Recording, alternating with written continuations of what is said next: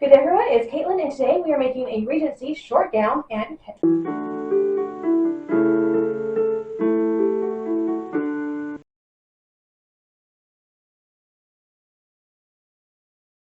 now I'm going to, now that I have the center front placket bound, well not bound, pinned and hemmed, I'm going to attach the side seams or match the side seams.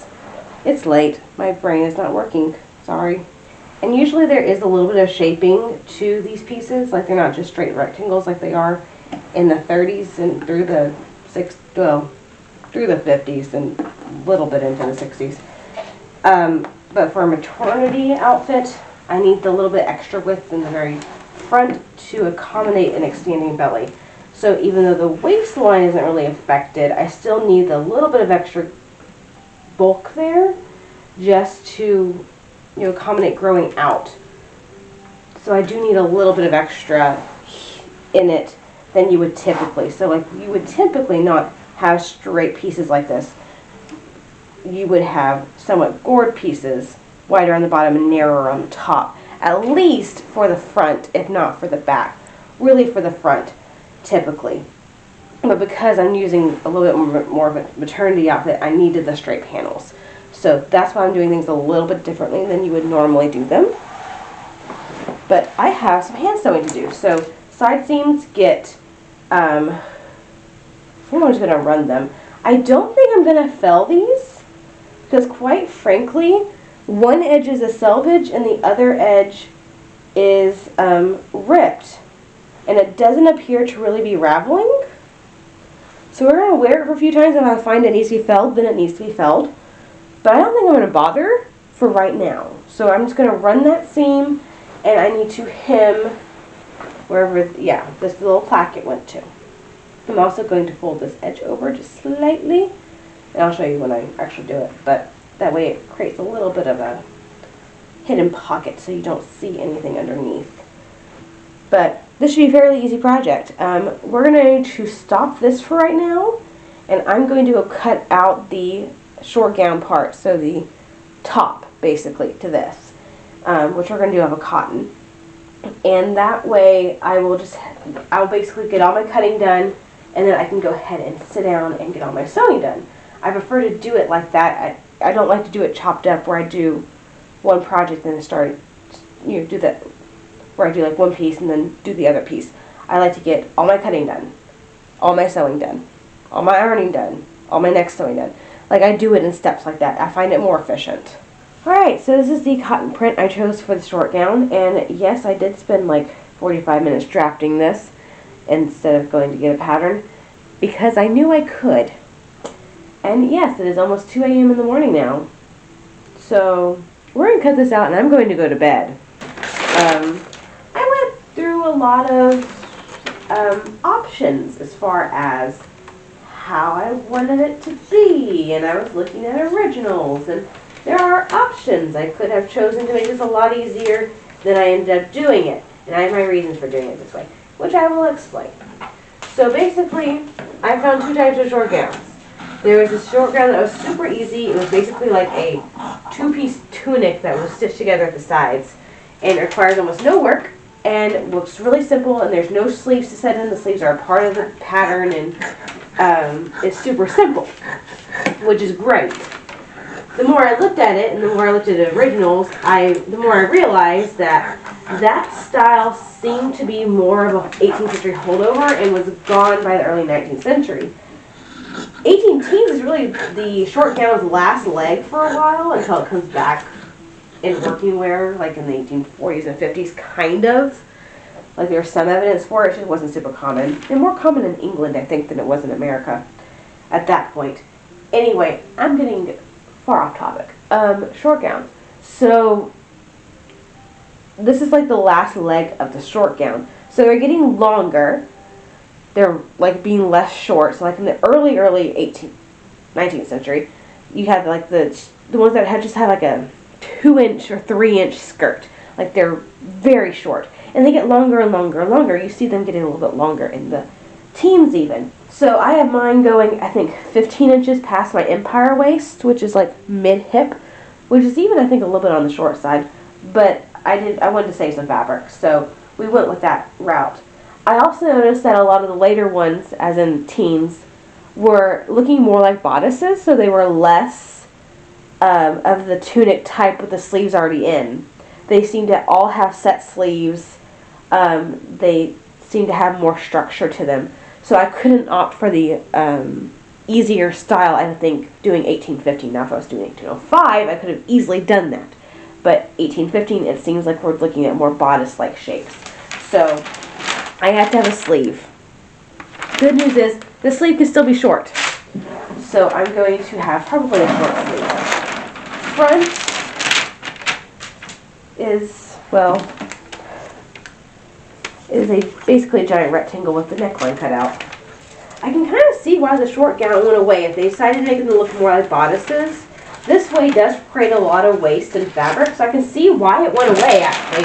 I never understood that, and it always irritated me, but I think I'm starting to understand a little bit. It does create quite a bit of waste in the fabric doing it this way. And if that was the style, well, obviously it's going to go out until eventually someone figures out, hey, remember that cool thing we used to do? You know, now we have to like draw up our skirts when we work. But remember that when they used to have short gowns? Yeah, let's do that again. Why did we ever get rid of that? And then they just kind of reinvent the wheel, but they tend to do it better than the time they did it before. It's just, you know, it's fashion. Nothing that is never new with fashion. Everything's always the same thing over and over and over again, just slightly reinterpreted. And I think that's what happened to the short gown. It just got to the point where fashion, even though this is a working class garment, was dictating something that people are like, yeah, this isn't worth it anymore, so they stopped using it. And then a couple decades down the road, someone was like, hey, why don't we stop doing that thing? That thing was cool. And they reinvented it slightly. I never put that together, and of course I have no evidence for that other than cutting this out and realizing how much waste there is. That is a very interesting thought process. I wonder how I can go about looking into that. Anyway, this is the front. I need to cut it back. So again, I'm going to have this open up the front,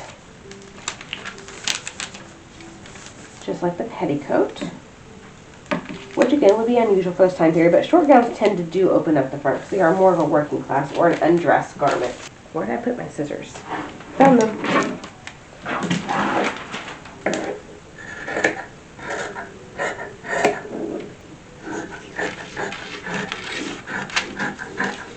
I probably could just go straight there too. Give myself a little bit more room, but oh well. Okay. This should also help me figure out exactly where that line needs to go as far as where the drawstring is going to need to be. Okay. So I have a back and two fronts. So I'm going to go ahead and pin these together. That is huge. For me, it was really more, I need to make sure I have enough to go around my hips. And that's why I opted to make it a little bit wider than narrower. And these things are generally, from what I can tell, not lined. So we're not going to line this. But I am going to need to fill these seams because they are raw and not on the selvage. The good news is that more or less it fits. So far, all the pieces are fitting, which is a good sign. I probably could cut a little bit off the back, maybe by about 3 inches. But if it's a little too full, if it's a little too full, it's a little too full. It's not necessarily a deal breaker here. So all that's going to get sewn together. So basically I have a giant bag-like configuration here that needs to be stitched together. And let's go ahead and sew sleeves. I'm not going to hem them. I'm going to hem them last because I want to get this thing on and kind of fit it a little bit better. So I can tell exactly how long I want the sleeves. See, that ended up not working out exactly, but that's okay. And quite frankly, with how much of this is actually fit together for my very first time drafting anything of this time period, I'm beyond thrilled. I'm wondering if this is close enough to to the bias so that it wouldn't actually ravel, and I don't have to fell this seam, but I think I'm going to have to anyway. There we go. So I have a lot of things to sew. I'm going to go work on that. But first I think I'm going to go to sleep. This is what I've been doing with all the things. So the petticoat, the short gown, sleeves, just doing a running stitch, just a basic running stitch. In and out, in and out.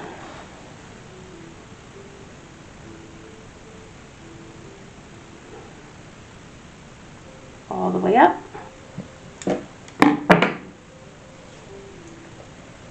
And that's going to go to the side to get ironed down.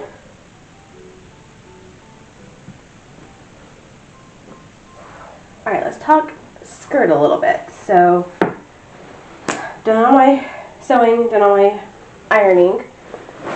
Next step was pinning up the hem. So I use the exact same pattern for my petticoat, and I just lengthened this 1 inch. So this is going to be 1 inch longer than my petticoat.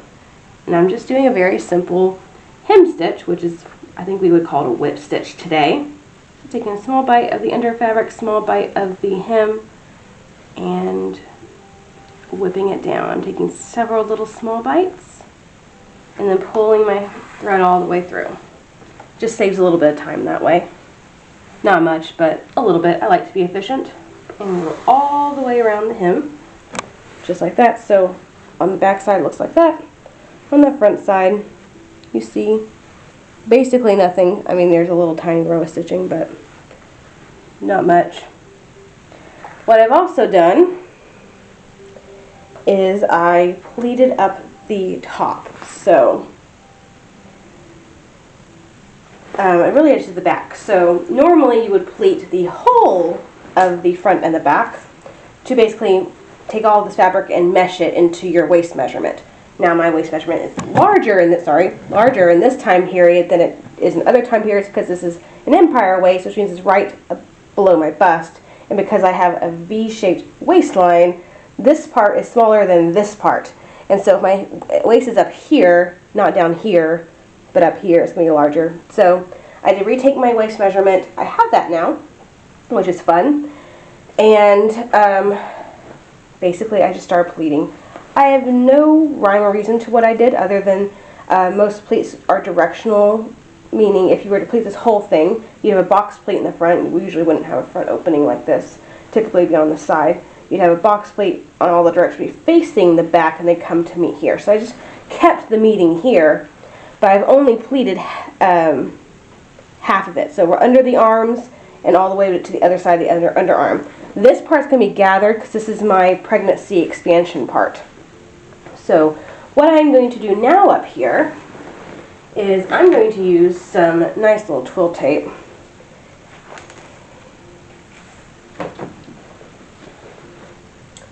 Folding that in. And I'm going to just sew this to the very edge of the petticoat. I keep wanting to say skirt. It is a petticoat.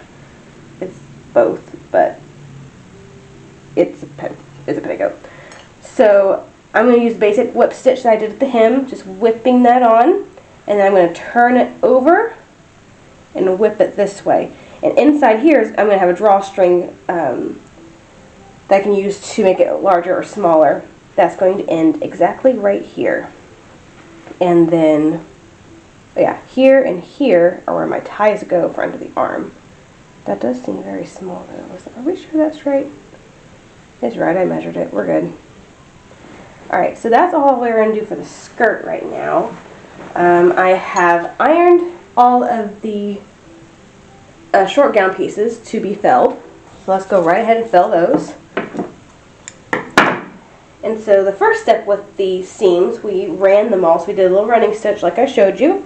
And the second part to this is we're going to fill them, which is basically I took the seam that was like this. It was nice and raw. And I cut the bottom part halfway down, folded it over to make a nice new non-raw edge that's nice and finished. And we're going to whip that. There's a lot of whipping being done in the 19th century. So it's just take a little bit bottom fabric, take a little bit of the seam. It's basically hemming,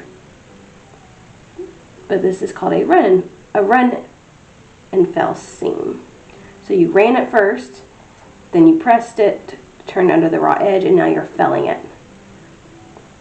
And all this does is, well, it sews the seam twice, which does seem redundant, but it gives you a really nice, smooth, non-raw edge. So that's very nice against the skin. There's no irritation there. It also finishes the edge so that it won't ravel as easily, which is, important. But yeah, we're just going to fill this. I'm filling all the seams that we did on the short gown. I keep wanting to call it a bodice. I had to get my term straight for this time period. Start a new time period. All you have to do is, and every time you got to change up the terminology. So after I fill all these seams, we are going to make we're going to go ahead and hem the short gown and probably go ahead and do the drawstring at the neckline. Actually, I'm probably going to do that first so I can put the thing on. I need to measure exactly where the drawstring at the waist is going to go, because that's an important thing to know about. And because I drafted this at 2 a.m. last night, I really have no idea where it should sit. And I have a vague idea, and there are parts of me that I definitely do know where it should go, and there's other parts where it's going to get wonky if I don't actually carefully measure this.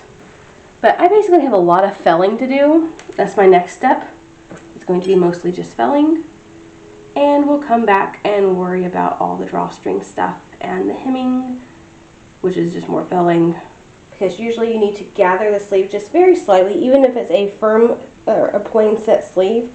There's some gathering, it's called easing, that does still need to be done. This is also the point that if I wanted to, I could go ahead and hem these sleeves. But I think I want to put them on the bodice first so I can decide how long I want them. As they are, they hit me about right here. So if I hem it, it could go like to the elbow. So I think I want it actually just right above the elbow. Alright, I have a waistband to sew on this petticoat. And basically doing exactly what we discussed earlier. Just doing the last little bit of it. What I've also done is, because this part is the drawstring part, I put in a little drawstring. So there's one in here. It goes basically to where the shoulder strap's going to go. And that's where it ends and the pleats start. So it's drawstring up front, because again, accommodating growing belly, and pleats all in the back. Although the petticoat I made before this, which I didn't film, the white one that goes underneath this one, I did drawstring in the front and I just gathered everything in the back. So either way, the original, the white petticoat was gathered in the back, or still gathered, I think, but we just gathered it. Okay, and I'm just going to fold this right over. Now comes the really fun part, and by fun part I mean somewhat tricky, because I need to sew this side down without catching the drawstring. Otherwise my drawstring won't draw. So make sure I'm getting just the wool and the waistband, which is the cotton twill, not the ties. Every once in a while I can just like test it just to make sure I haven't caught it up anywhere. And that's usually the smart move, is every couple of inches just to check it. Also have a strap, shoulder strap? Yeah, I think that's what it's called. Something that's totally foreign to me from the latter part of the 19th century. I was thinking earlier, I was like, I had this perfect little 50-year timeline, 25 to about 75. I did some 80s stuff and some 20th century stuff, but most of what I did was 25 to 75. And it was this perfect little window where most bosses have the same shapes to them. I mean, they may change slightly, like the shoulder seam goes up and down and waistline rises, but basically they're the same shapes. So I know exactly what they're supposed to fit like. I know how to fit them to me, and everything just works out nicely. And then I start a new time period, and nothing is the same. And I took the exact measurements from the other petticoat. So I did no work as regards to fitting this to me.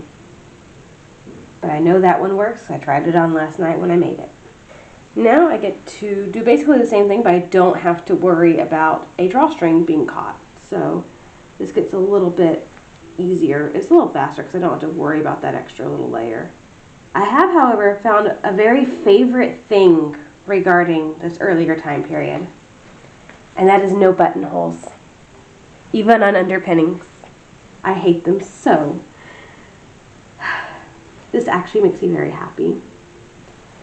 Everything ties or pins, and that just brings a special joy to my heart. That one. And so it kind of looks like this. I already did the other side. And that just sits over your shoulder. And I have my little drawstring. So after that, the petticoat is done. I have also run a drawstring at the top of the short gown. I need to mark where the waist drawstring is going to go. And I'm going to do that tentatively. I think I'm going to pin the drawstring in and then try the whole thing on, make sure it fits, adjust, and then sew it. And then we can hem it. And I have one more sleeve to put in, and I need to hem the sleeves. But then we are done with the project. So this is going to get done first. I'm at the very last, literally, 6 inches of this, and then we'll finish the short gown. Alright, let's go ahead and finish this project. So, sleeves going in with a back stitch. Not the nicest, neatest back stitch I've ever done in my life, but a back stitch. Alright, and then we're going to hem the sleeve. I ended up leaving it a little bit longer. It comes about right here on me, and I hemmed it up to like right here. And guess what? It's just the little whip stitch, the hem stitch again. Tie that off, and then we're going to finish putting in the, I guess, the drawstring little casing. Yeah, the casing for the drawstring. That's the word I was looking for. Yes. So again, it's just whipping it. I'm doing on the top and the bottom. I'm using the same twill tape that I used for the petticoat part of this. And I probably could have used scrap fabric for that too instead of using twill tape. But I kind of like the idea of using that fabric for something else because I have a decent bit of it. So I'm not going to waste it on a casing.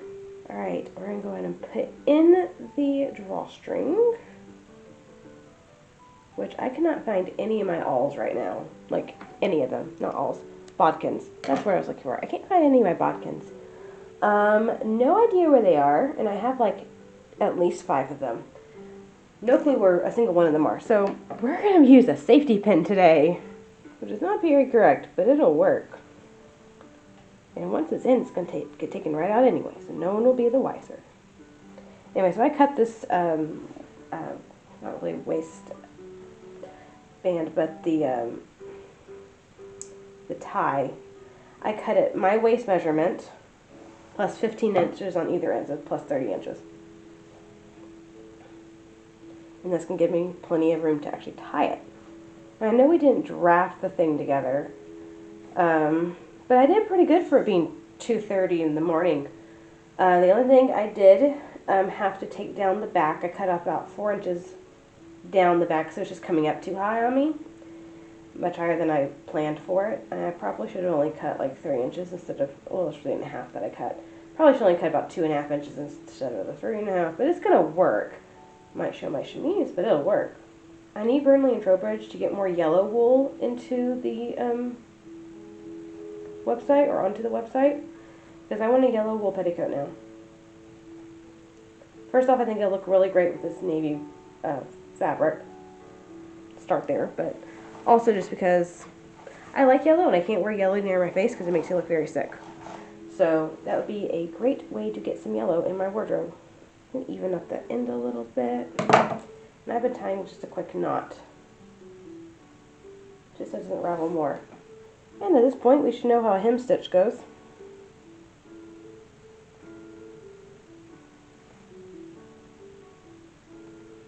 Alright, at this point we should know how hemming works.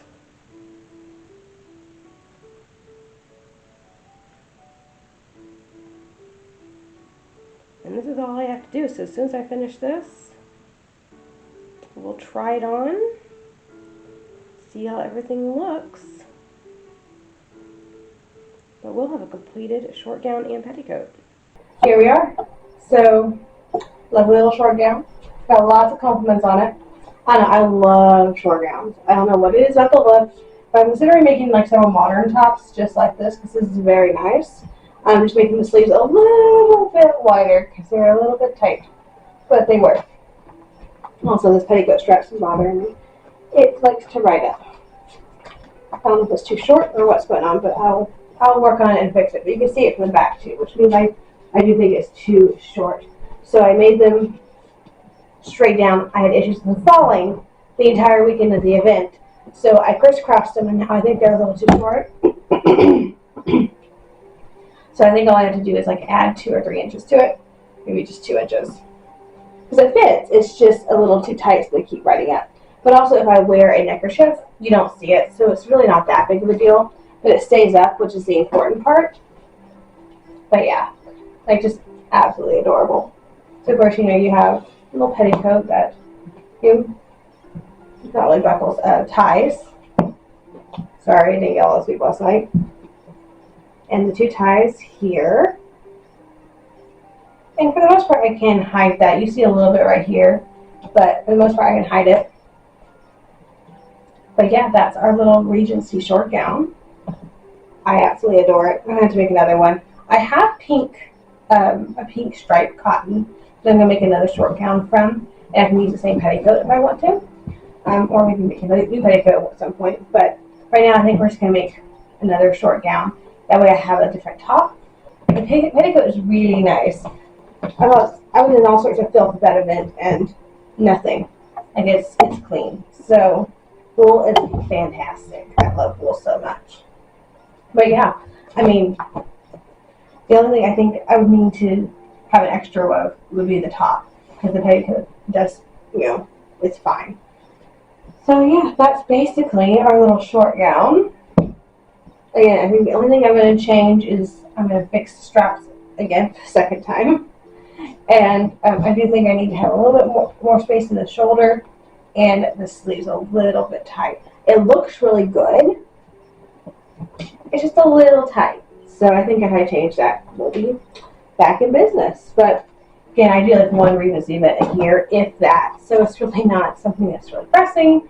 We'll get into the other short gown eventually, but it might be down the road.